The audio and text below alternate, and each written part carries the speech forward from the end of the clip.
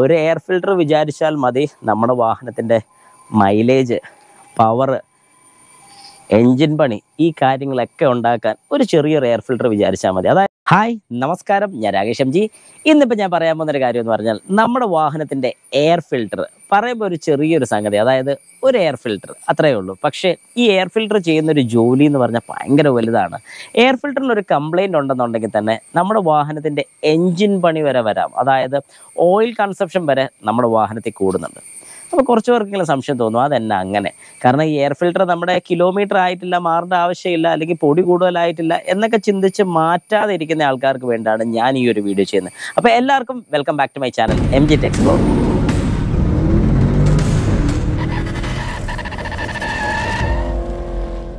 അപ്പോൾ നമുക്ക് സ്റ്റാർട്ട് ചെയ്യാം. നമ്മുടെ വാഹനത്തിൻ്റെ എയർ ഫിൽട്ടർ ഒന്ന് നോക്കാം. പല വാഹനങ്ങൾക്കും പല സ്ഥലത്തായിരിക്കും ഈ എയർ ഫിൽട്ടർ പൊസിഷൻ ചെയ്തിരിക്കുന്നത്. ഇപ്പം എൻ്റെ ഉള്ളൊരു ബ്രസയാണ്.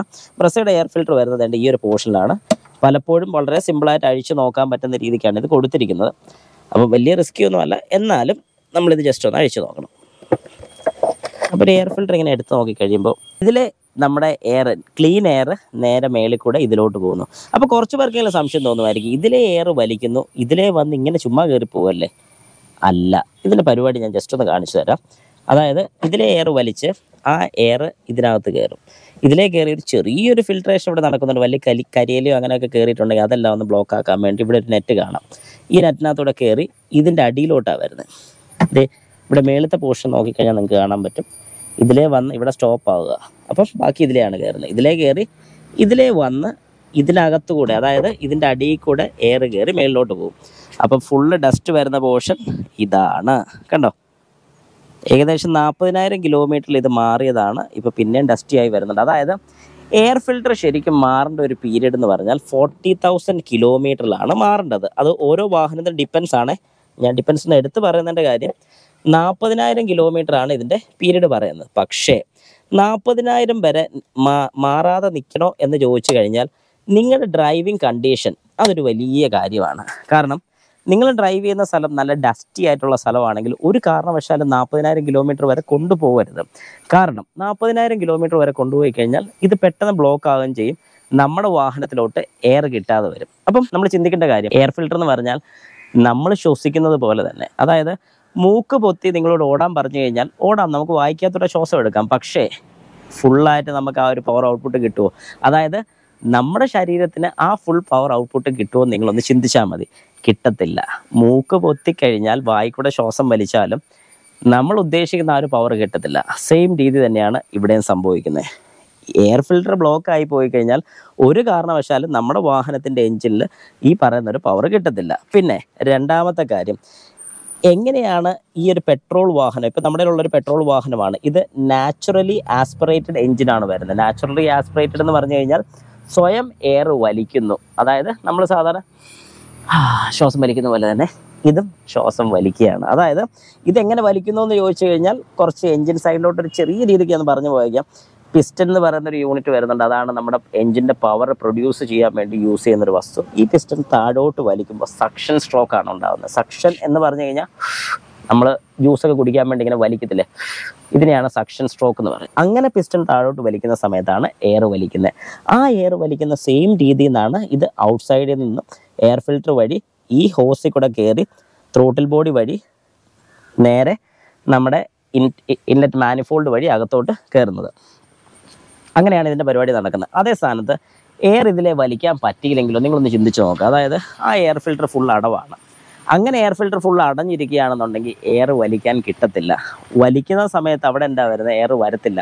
പക്ഷേ ഫ്യൂവൽ ചെല്ലുന്നുണ്ട്. ഈ ഫ്യൂവൽ പ്രോപ്പറായിട്ട് കത്തുമെന്ന് നിങ്ങൾക്ക് തോന്നുന്നുണ്ടോ?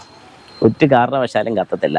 കാരണം ഒരു പെട്രോൾ നമ്മളിവിടെ ഒരു അല്പം ഒഴിച്ചിട്ട് ചുമ്മാ തീയിട്ട് കഴിഞ്ഞാൽ പെട്ടെന്ന് കത്തും. കാരണം എയർ, ഓക്സിജൻ്റെ അളവുണ്ട്. ഇവിടെ എയർ കിട്ടാതെ വരുന്ന സമയത്ത് അവിടെ ഓക്സിജൻ്റെ അളവ് കുറയുകയാണ് ചെയ്യുന്നത്. അങ്ങനെ ഓക്സിജൻ്റെ അളവ് കുറയുന്ന സമയത്ത് സ്പാർക്ക് കൊടുക്കുന്ന സമയത്ത്, അതായത് നമ്മുടെ ഫ്യൂവൽ ചെല്ലുന്നുണ്ട്, സ്പാർക്ക് കൊടുക്കുന്നുണ്ട്. അങ്ങനെ സ്പാർക്ക് കൊടുത്തു കഴിഞ്ഞാൽ പോലും ഈ ഫ്യൂവൽ കത്തത്തില്ല. അതായത് ഫ്യൂവൽ ബേണിങ് അവിടെ നടക്കാതെ വരും. അങ്ങനെ ഫ്യൂവൽ ബേണിങ് നടക്കാതെ വരുമ്പോൾ കുറച്ച് ഫ്യൂവൽ മാത്രം കത്തുന്നുള്ളൂ. കാർബണിൻ്റെ കണ്ടൻറ്റ് അവിടെ ഉണ്ടാവും. അതായത് പ്രോപ്പറായിട്ട് എയർ വന്നില്ലെന്നുണ്ടെങ്കിൽ നല്ല കാർബൺ കണ്ടൻറ്റ് ഇവിടെ ഉണ്ടാവും. അപ്പോൾ നമുക്കൊരു കാര്യം മനസ്സിലായി, ഇവിടെ കാർബൺ കണ്ടൻറ്റ് ഉണ്ടായി, എക്സോസ്റ്റിലും ആ കാർബൺ പോകത്തില്ലേ. അതായത് ഒരു ഫയറിങ് നടന്നു കഴിഞ്ഞാൽ നമ്മുടെ ഈ കാണുന്ന രീതിയിൽ ഈ പൈപ്പിൽ കൂടെയാണ് എക്സോസ്റ്റിൻ്റെ ലൈൻ പോകുന്നത്. നല്ല ചൂടായിട്ടിരിക്കുകയാണ്, ഇതിലെയാണ് പോകുന്നത്. ഇതിലേ പോകുന്ന സമയത്ത് അവിടെയും കാർബൺ കണ്ടൻറ്റ് ഉണ്ടാവും. ഇനി പുറയിലും കൂടെ നമുക്ക് ചെല്ലാം.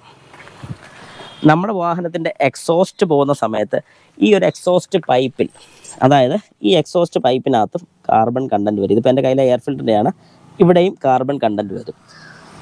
അപ്പോൾ നമുക്കതിൽ നിന്ന് എന്താ മനസ്സിലാക്കാൻ സാധിക്കുന്നത്? പ്രോപ്പറായിട്ടുള്ളൊരു ബേണിങ് അല്ലെന്നുണ്ടെങ്കിൽ, അതായത് പ്രോപ്പറായിട്ട് നമ്മുടെ ഫ്യൂൽ ബേൺ ചെയ്തില്ലെന്നുണ്ടെങ്കിൽ കാർബൺ കണ്ടൻറ്റ് ഉണ്ടാവും. അങ്ങനെ കാർബൺ കണ്ടൻറ്റ് വരുന്ന സമയത്ത് ഇത് നമ്മുടെ എൻജിനകത്തും ഈ സൈലൻസറിനകത്തും അല്ലെങ്കിൽ നമ്മുടെ മാനിഫോൾഡിനകത്തും വാൽവിൻ്റെ ഇടയ്ക്കും എല്ലാം കാർബൺ ഡെപ്പോസിറ്റ് നിൽക്കാനുള്ള ചാൻസസ് കൂടുതലാണ്.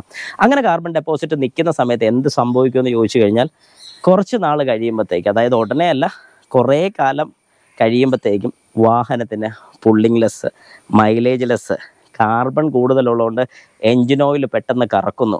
ഇങ്ങനെ ഒരുപാട് പ്രശ്നങ്ങൾ മുമ്പോട്ട് വരും. അതായത് ഞാൻ പറഞ്ഞൊരു കാര്യം നിങ്ങളൊന്ന് ജസ്റ്റ് മനസ്സിൽ കാണുക. കാർബണിൻ്റെ അംശം കൂടുതലുണ്ട്. നമ്മൾ എൻജിൻ ഓയിലിൻ്റെ ലെവൽ നോക്കുമ്പോൾ പോലും പുതിയൊരു എൻജിൻ ഓയിലാണ് ഒഴിച്ചിരിക്കുന്നതെങ്കിലും കുറച്ച് നാൾ കഴിയുമ്പോൾ ഇതുപോലത്തെ കളർ വരാനുള്ള ചാൻസസ് കൂടും. അതായത് ബ്ലാക്ക് കളർ. ഇതിപ്പോൾ അത് ഓയിൽ മാറാനുള്ള സമയമായി വരുന്നുണ്ട് ഈ വാഹനത്തിൻ്റെ. അല്ലാത്ത പക്ഷം ഞാൻ പറഞ്ഞതാണ്, പെട്ടെന്ന് ബ്ലാക്ക് കളറാവും. അപ്പോൾ ഈ ബ്ലാക്ക് കളർ ആവുന്നതിൻ്റെ കാരണം സംഭവം ഇത് തന്നെയാണ്. കാർബൺ കൂടുതൽ നിൽക്കുന്നുണ്ട്, പ്രോപ്പറായിട്ടുള്ള ബേണിങ് നടക്കുന്നില്ല. അതുകൊണ്ട് എയർ ഫിൽറ്റർ 40,000 മാറണമെന്ന് പറഞ്ഞാൽ പോലും മാറാനുള്ള ടൈം ആയില്ല, 40,000 കിലോമീറ്റർ ഓടിയിട്ടില്ല എന്ന് പറയുന്നതിന് പകരം ചെക്ക് ചെയ്യാൻ ഓരോ സർവീസിലും പറയണം.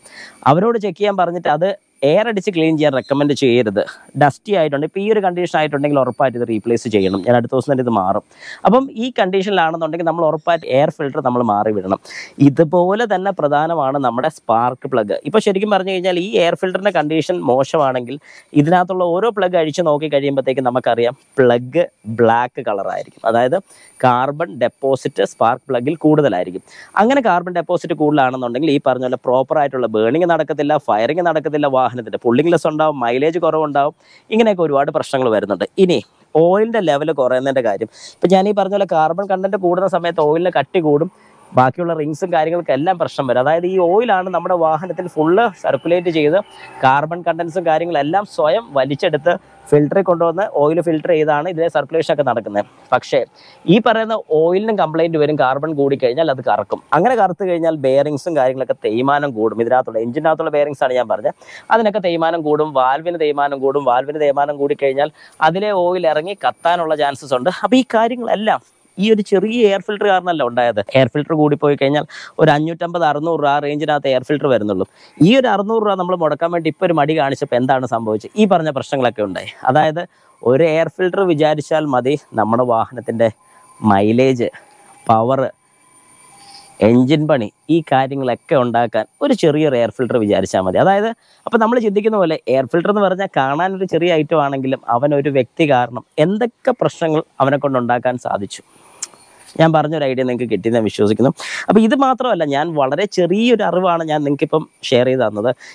ഇതിൽ കൂടുതൽ ഡീറ്റെയിൽ ആയിട്ട് ഒരുപാട് കാര്യങ്ങളുണ്ട്. ഞാൻ ടെക്നിക്കൽ സൈഡ് സംസാരിച്ചിട്ടില്ല. ജസ്റ്റ് സാധാരണക്കാർക്ക് മനസ്സിലാകാൻ വേണ്ടി ചെറിയൊരു ഐഡിയ മാത്രം ഞാനിപ്പോൾ നിങ്ങൾക്ക് തന്നിട്ടുള്ളൂ. ഈ ഒരു ഐഡിയയിൽ നിന്ന് നിങ്ങൾക്ക് വ്യക്തമായിട്ടുണ്ട് എന്തൊക്കെ കാര്യങ്ങളാണ് ഈ ഒരു എയർ ഫിൽറ്റർ ചെയ്യുന്നതെന്നും എയർ ഫിൽറ്റർ മാറാതിരുന്നാൽ വരുന്ന പണിയും. 40 വരെ കൊണ്ടുപോകരുത്, 40 മുമ്പ് മാറിക്കോ, ഒരു 30 മാറിയേക്കണം. ഞാൻ പറയുന്നത് 40,000 വരെ കൊണ്ടുപോകാം, അല്ലെങ്കിൽ 40 വരെ ഈ വാഹനത്തിൽ ഇത് യൂസ് ചെയ്യാൻ പറ്റും എന്ന് ഇതെങ്ങനെ കണ്ടുപിടിച്ചു എന്ന് ചോദിച്ചു കഴിഞ്ഞാൽ, ഈ വാഹനം ഇതുപോലെ ടെസ്റ്റ് ഡ്രൈവ് എടുത്തിട്ടുണ്ട്. ഇതുപോലെ കിലോമീറ്റേഴ്സ് ഓടി ഓരോ കിലോമീറ്ററിൽ എന്തൊക്കെ കാര്യങ്ങൾക്ക് കംപ്ലൈൻറ്റ് വരുന്നു എന്നുള്ളവർ ചെക്ക് ചെയ്തിട്ടാണ് ഇതിനൊക്കെ ഒരു ലൈഫ് പറയുന്നത്. പക്ഷേ അതിന് മുമ്പ് മാറാൻ പറ്റുമെങ്കിൽ നല്ലതാണെന്ന് ഞാൻ റെക്കമെൻഡ് ചെയ്യത്തുള്ളൂ. കാരണം നമ്മുടെ ഓടിയിൽ അല്ലെങ്കിൽ നമ്മൾ ഏതൊക്കെ സ്ഥലത്തൂടെ പോകുന്നു ഇതൊക്കെ നമുക്കേ അറിയാൻ സാധിക്കത്തുള്ളൂ. അതുകൊണ്ടാണ് ഞാൻ പറയുന്നത് ഇതിപ്പം കംപ്ലൈൻറ്റ് ഉണ്ടെങ്കിൽ ഉറപ്പായിട്ടും മാറി വിടുന്നതാണ് ഏറ്റവും നല്ലത്.